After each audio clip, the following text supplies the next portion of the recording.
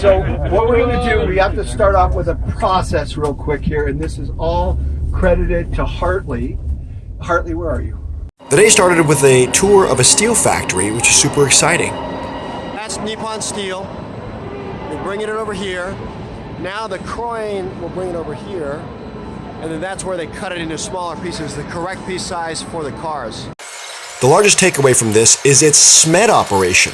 This used to take 3 people 8 hours, and they would always quit after a week or two, no matter how much they were paid. Now it takes 1 minute to change the dies out. It's crazy. As the dies are being changed out, robot arm builds out the new dies for the next part. You now see them going in there and inspecting manually after just a teeny bit was cut to make sure that everything runs precisely from here on out. It's amazing. What you're seeing now is the waste that is produced from this operation, is that teeny sliver of metal. They cared so much about quality that everyone had standardized tape measures, and there was an 11-point check process every morning they had to go through to verify the tape measures were still good. The reason why is because if the tape measure was off, it could cause defects, which could cut hundreds of tons of steel improperly. Best to check it every morning. After you sign off on it, your supervisor then also must sign off on it. It was incredible, the precision that was demanded.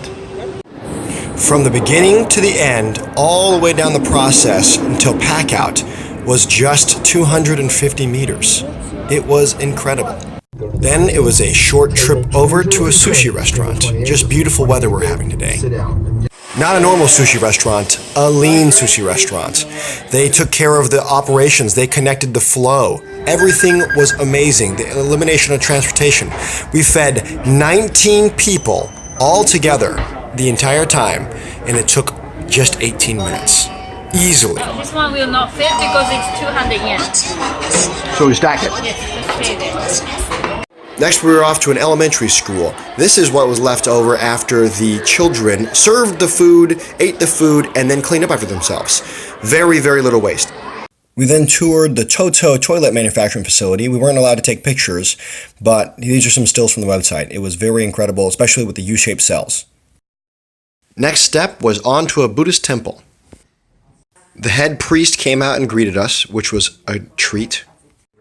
Afterwards, we received a lecture by the author of A Monk's Guide to a Clean Mind and Clean Home.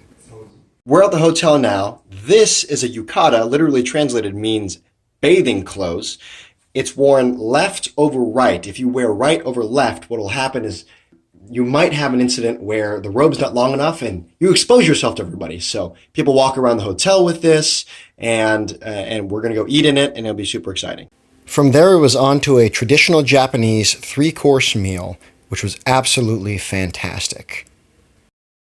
The entire evening was capped off by attending an onsen, or Japanese hot spring, where we bathed ourselves and we got to stand outside and enjoy nature as the sun went down.